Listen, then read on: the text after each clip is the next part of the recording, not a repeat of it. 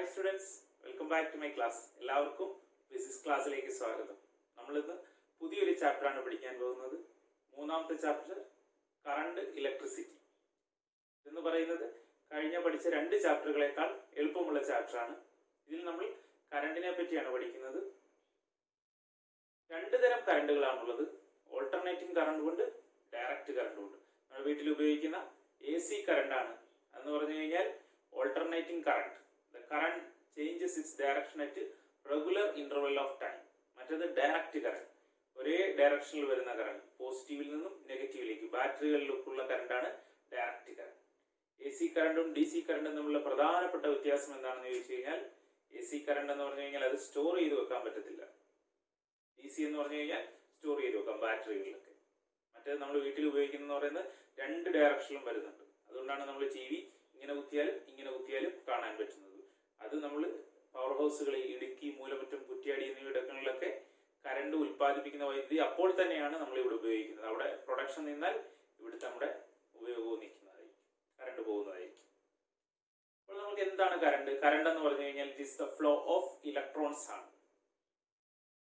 അപ്പോൾ കറണ്ടിന്റെ ഡെഫിനിഷൻ എന്താണെന്ന് ചോദിച്ചു കഴിഞ്ഞാൽ, it is the amount of charge flowing through an area in unit time. Unit time എന്ന് പറയുന്നത് ഒരു സെക്കൻഡിൽ ഒരു സ്ഥലത്ത് കൂടി പോകുന്ന മൊത്തം ചാർജിന്റെയും അളവിന് പറയുന്ന പേരാണ് കറണ്ട് എന്ന് പറയുന്നത്. കറണ്ടിന്റെ അക്ഷരം I ആണ്. എവിടെ നിന്ന് വന്നു വെച്ച് കഴിഞ്ഞാൽ ഇന്റൻസിറ്റി ഓഫ് ഇലക്ട്രിക് കറണ്ട് എന്ന് എഴുതുമ്പോഴുള്ള ആദ്യത്തെ അക്ഷരം കറണ്ട് I. കറണ്ടിന്റെ അപ്പോൾ ഡെഫിനിഷൻ എന്താണ്? The amount of charge flowing through an area in unit time. അപ്പോൾ current I is equal to charge by time. ചാർജിന്റെ യൂണിറ്റ് എന്ന് പറയുന്നത് നമ്മൾ ഫസ്റ്റ് ചാപ്റ്ററിൽ കണ്ടതാണ്, കൂളോം ആണ്. ടൈം എന്ന് പറയുന്നത് സെക്കൻഡ് ആണ്. അപ്പോൾ കറണ്ട് എന്ന് പറഞ്ഞു കഴിഞ്ഞാൽ കൂളോം പെർ സെക്കൻഡ്, അല്ലെങ്കിൽ ഒറ്റ വാക്കിൽ പറഞ്ഞു കഴിഞ്ഞാൽ അതിന് നമ്മൾ ആംപിയർ എന്ന് പറയും. അപ്പോൾ കറണ്ടിന്റെ യൂണിറ്റ് കൂളോം പെർ സെക്കൻഡ് അല്ലെങ്കിൽ ആംപിയർ ആണ്. അപ്പോൾ നമുക്ക് നോക്കാം, ഒരു സെക്കൻഡിൽ ഒരു കൂളോം ചാർജ് കടന്നു പോവുകയാണെങ്കിൽ നമ്മൾ അതിന് 1 ആംപിയർ കറണ്ട് എന്ന് പറയുന്നു. 2 കൂളോം ചാർജ് ആണ് കടന്നു പോകുന്നതെങ്കിൽ നമ്മൾ 2 ആംപിയർ കറണ്ട് എന്ന് പറയുന്നു. അടുത്തത് നമുക്ക് പഠിക്കാനുള്ളത് ഓംസ് ലോ ആണ്. എന്താണ് ഓംസ് ലോ?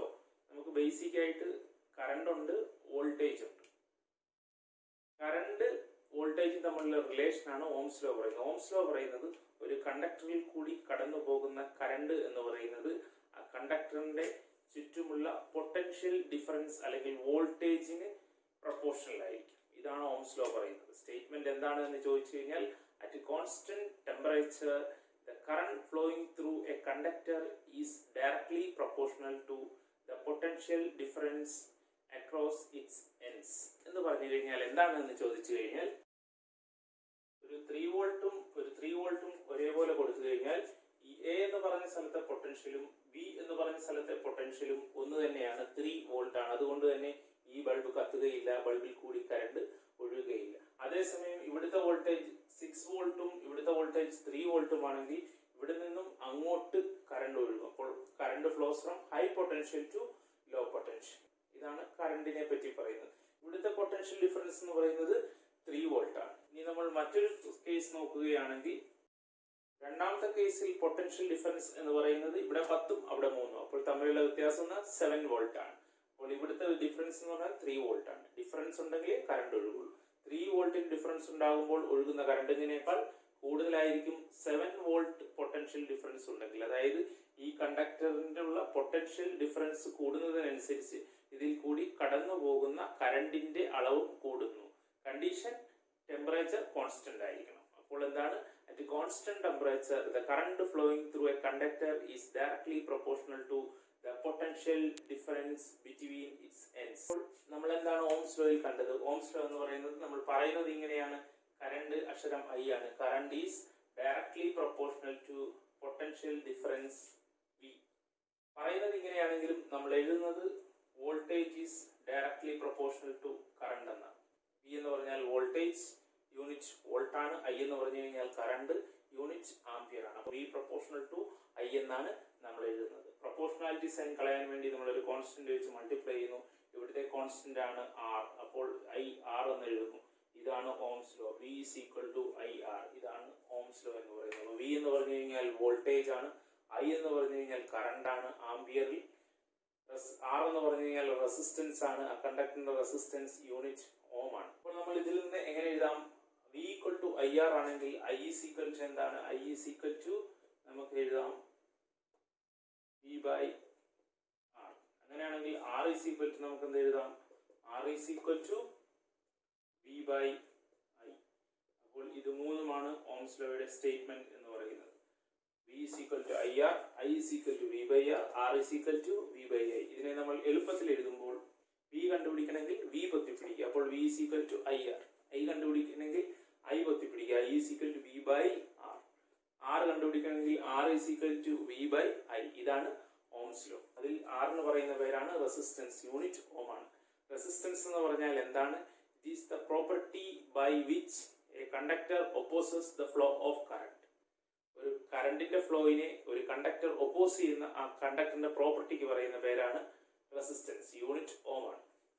നമുക്ക് 3 വയറുകൾ തന്നിട്ടുണ്ട്. മൂന്നിനും റെസിസ്റ്റൻസ് ഉണ്ട്. ആദ്യത്തെ വയറിന്റെ എയും ഏരിയ ഓഫ് ക്രോസ് സെക്ഷൻ എയും അതിന്റെ ലെങ്ത് എല്ലുമാണ്. രണ്ടാമത്തതിന് ആദ്യത്തെ വയറിനേക്കാൾ ലെങ്ത് കൂടുതലാണ്, പക്ഷെ ഏരിയ എന്ന് പറയുന്നത് അതേ ഏരിയ തന്നെയാണ്. മൂന്നാമതൊരു വയർ നമ്മൾ കൺസിഡർ ചെയ്യുന്നു. അതിന്റെ ലെങ്ത് എന്ന് പറയുന്നത് ആദ്യത്തതിന്റെ അതേ ലെങ്ത് ആണ്, പക്ഷെ ഏരിയ എന്ന് പറയുന്നത് ആദ്യത്തതിനേക്കാൾ കൂടുതലാണ്. എന്റെ ചോദ്യം ഇതാണ്, ഈ 1, 2, 3 ഈ 3 വയറുകളിൽ ഏത് വയറിനായിരിക്കും ഏറ്റവും കൂടുതൽ റെസിസ്റ്റൻസ് ഉള്ളത്? ഒന്നാമത്തതിനാണോ, രണ്ടാമത്തതിനാണോ, മൂന്നാമത്തതിനാണോ? ഏറ്റവും കൂടുതൽ റെസിസ്റ്റൻസ് ഉള്ളത് രണ്ടാമത്തതിനായിരിക്കും. ഏറ്റവും കുറച്ച് റെസിസ്റ്റൻസ് ഉള്ളത് മൂന്നാമത്തതിനായിരിക്കും. ഒന്നാമത്തതിന്റെ റെസിസ്റ്റൻസ് എന്ന് പറയുന്നത് ഇതിന്റെ രണ്ടിനെയും ഇടയിലായിരിക്കും. മനസ്സിലാക്കാൻ വേണ്ടി ഞാൻ പറയാം. എങ്ങനെയാണെന്ന് ചോദിച്ചു കഴിഞ്ഞാൽ, ഒന്നാമത്തിന്റെ റെസിസ്റ്റൻസ് 100 ഓം ആണെന്ന് വിചാരിക്കുക. അങ്ങനെയാണെങ്കിൽ രണ്ടാമത്തിന്റെ റെസിസ്റ്റൻസ് 100നേക്കാൾ കൂടിയ ഒരു സംഖ്യയായിരിക്കും, 120 ഓം ആയിരിക്കും.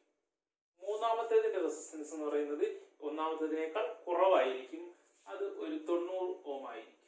വെറുതെ 3 സംഖ്യകൾ പറഞ്ഞതേ ഉള്ളൂ. അപ്പോൾ ഒന്നാമത്തതിനെ അപേക്ഷിച്ച് രണ്ടാമത്തേതിന് എന്ത് കൂടുതലാണ്? ലെങ്ത് കൂടുതലാണ്. അതായത് കണ്ടക്ടറിന്റെ ലെങ്ത് കൂടുമ്പോൾ റെസിസ്റ്റൻസ് കൂടുന്നു.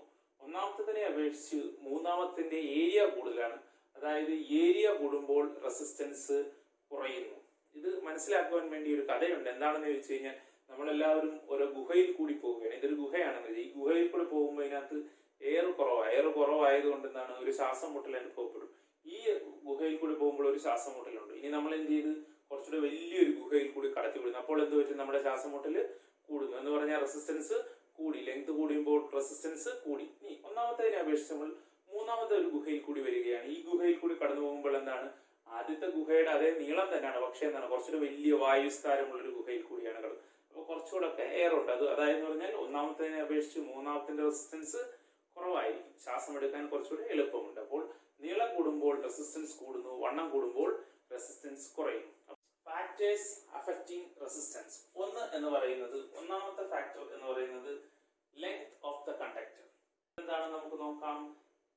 ലെങ്ത് കൂടുമ്പോൾ എന്ത് പറ്റുന്നു? റെസിസ്റ്റൻസ് കൂടുന്നു. അതായത് resistance is directly proportional to length. Length കൂടിയാൽ റെസിസ്റ്റൻസ് കൂടുന്നു, ലെങ്ത് കുറഞ്ഞാൽ റെസിസ്റ്റൻസ് കുറയും. രണ്ടാമത്തെ ഫാക്ടർ എന്ന് പറയുന്നത് ഏരിയ ഓഫ് ക്രോസ് സെക്ഷൻ. എന്താണ് area of cross section? Area of cross section കൂടുമ്പോൾ എന്ത് പറ്റുന്നു? റെസിസ്റ്റൻസ് കുറയുന്നു. അതായത് resistance is inversely proportional to area of cross section. മൂന്നാമത്തെ സാധനം എന്താണെന്ന് ചോദിച്ചു കഴിഞ്ഞാൽ, നമ്മൾ ഓംസ് ലോ പറഞ്ഞപ്പോൾ അറ്റ് കോൺസ്റ്റന്റ് ടെമ്പറേച്ചർ എന്ന് പറഞ്ഞു. മൂന്നാമത്തെ കാര്യം എന്താണ്? ടെമ്പറേച്ചർ ആണ്.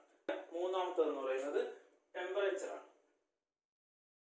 ടെമ്പറേച്ചർ കൂടുമ്പോൾ എന്ത് പറ്റുന്നു? റെസിസ്റ്റൻസ് കൂടുന്നു. ടെമ്പറേച്ചർ കുറയുമ്പോൾ റെസിസ്റ്റൻസ് കുറയുന്നു. അത് സാധാരണ കണ്ടക്ടേഴ്സ് അല്ലെങ്കിൽ മെറ്റൽസിന്റെ കാര്യമാണ്. സെമി കണ്ടക്ടറുകളിൽ തിരിച്ചാണ്. സെമി കണ്ടക്ടർ കാര്യം നമ്മൾ ഇപ്പോൾ ഓർക്കണ്ട. കണ്ടക്ടേഴ്സിന്റെ അല്ലെങ്കിൽ മെറ്റൽസിന്റെ കാര്യം നമുക്ക് പറയാം.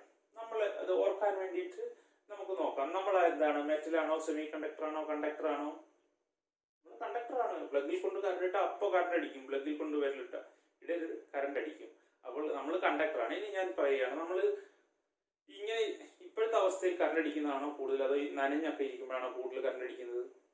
നനഞ്ഞിരിക്കുമ്പോഴാണ് കൂടുതൽ. അപ്പൊ നനഞ്ഞിരിക്കുമ്പോൾ കൂടുതൽ കറണ്ട് അടിക്കുന്നു എന്ന് പറഞ്ഞു കഴിഞ്ഞാൽ, നനഞ്ഞിരിക്കുമ്പോൾ റെസിസ്റ്റൻസ് കുറവാണ്. അതുകൊണ്ടാണ് കൂടുതൽ കറണ്ട് ശരീരത്തിലൂടെ പോകുന്നത്. അപ്പൊ ടെമ്പറേച്ചർ കുറയുകയാണ് ചെയ്യുന്നത്. അപ്പോൾ ടെമ്പറേച്ചർ കുറയുമ്പോൾ റെസിസ്റ്റൻസ് കുറയുന്നു. അതുകൊണ്ടാണ് കൂടുതൽ കറണ്ട് അടിച്ചത്. അപ്പോൾ ടെമ്പറേച്ചർ കുറയുമ്പോൾ റെസിസ്റ്റൻസ് കുറയുന്നു, ടെമ്പറേച്ചർ കൂടുമ്പോൾ റെസിസ്റ്റൻസ് കൂടുന്നു. അപ്പോൾ ടെമ്പറേച്ചറുമായി എന്താണ് ബന്ധം എന്ന് വെച്ച് കഴിഞ്ഞാൽ ടെമ്പറേച്ചർ കൂടുമ്പോൾ റെസിസ്റ്റൻസ് കൂടുന്നു.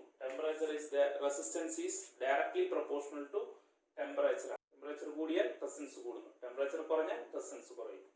നാലാമത്തെ സാധനം എന്ന് പറയുന്നത് നേച്ചർ ഓഫ് ദ മെറ്റീരിയൽ. എന്താണ് നേച്ചർ ഓഫ് ദ മെറ്റീരിയൽ എന്ന് പറഞ്ഞു കഴിഞ്ഞാൽ നമുക്ക് ഒരു വലുപ്പത്തിലുള്ള ഒരു ഒന്നാമത്തെ കേസ് പറഞ്ഞാൽ അതേ വലുപ്പത്തിലുള്ള ഇരുമ്പിനും അതേ വലുപ്പത്തിലുള്ള കോപ്പറിനും അതേ വലുപ്പത്തിലുള്ള സിൽവറിനും ഒക്കെ ഒരേ റെസിസ്റ്റൻസ് ആയിരിക്കില്ല. മെറ്റീരിയലിനനുസരിച്ച് റെസിസ്റ്റൻസ് മാറുന്നു. അത് നമുക്ക് പറയുകയാണെങ്കിൽ ഏറ്റവും റെസിസ്റ്റൻസ് അല്ലെങ്കിൽ കുറച്ചുകൂടെ അടുത്ത് നമ്മൾ ഉടനെ പറയുന്നതായിരിക്കും റെസിസ്റ്റൻസ് അല്ലെങ്കിൽ റെസിസ്റ്റിവിറ്റി കുറഞ്ഞ വസ്തു എന്ന് പറയുന്നത് നമ്മൾ ഉപയോഗിക്കുന്ന ഗോൾഡ് ആണ്. അതിനേക്കാൾ ഇച്ചിരി കൂടുതലാണ് സിൽവർ, അതിനേക്കാൾ അല്പം കൂടുതലാണ് റെസിസ്റ്റിവിറ്റി കൂടിയ സാധനമാണ് കോപ്പർ. പിന്നീട് റെസിസ്റ്റിവിറ്റി ഏറ്റവും കൂടിയ ഒരു വസ്തുവാണ് നമ്മൾ പറയുകയാണെങ്കിൽ ഇതൊരു അലോയിയാണ്, ഇത് നിക്രോമാണ്. അതിനാണ് അത് ഹീറ്റിംഗ് കോയിലായിട്ടൊക്കെ ഉപയോഗിക്കുക. റെസിസ്റ്റൻസ് കൂടുതൽ വേണ്ട സ്ഥലത്ത് ഉപയോഗിക്കുന്നത് നിക്രോം മെറ്റീരിയലാണ്. അപ്പോൾ നേച്ചർ ഓഫ് ദ മെറ്റീരിയൽ, അപ്പോൾ ഏറ്റവും കുറഞ്ഞ റെസിസ്റ്റിവിറ്റി ഉള്ള സാധനമാണ് ഗോൾഡ്, കൂടിയ റെസിസ്റ്റിവിറ്റി ഉള്ള സാധനമാണ് നിക്രോം. അപ്പോൾ 4 കാര്യങ്ങളാണ് റെസിസ്റ്റൻസിനെ ഡിപ്പെൻഡ് ചെയ്യുന്ന factors. 1 length, 2 area, 3 temperature, 4 nature of the material. അപ്പോൾ നമ്മൾ നോക്കുക എന്താണ് ലെങ്ത് കൂടിയാൽ റെസിസ്റ്റൻസ് കൂടുന്നു, ഏരിയ കൂടിയാൽ റെസിസ്റ്റൻസ് കുറയുന്നു, ടെമ്പറേച്ചർ കൂടിയാൽ റെസിസ്റ്റൻസ് കൂടുന്നു, nature of the material depend ചെയ്യുന്നു. സിമ്പിൾ അല്ലേ? എല്ലാവർക്കും മനസ്സിലായി എന്ന് വിശ്വസിക്കുന്നു. നിങ്ങൾക്ക് ഇഷ്ടമായെങ്കിൽ നിങ്ങൾ ലൈക്ക് ചെയ്യുക, ഷെയർ ചെയ്യുക, സബ്സ്ക്രൈബ് ചെയ്യുക, കൂട്ടുകാർക്കൊക്കെ പറഞ്ഞു കൊടുക്കുക. അപ്പോൾ മറ്റൊരു ക്ലാസ്സുമായി നമ്മൾ വീണ്ടും കാണും. അതുവരെ കണ്ട എല്ലാവർക്കും നന്ദി. Thank you for watching.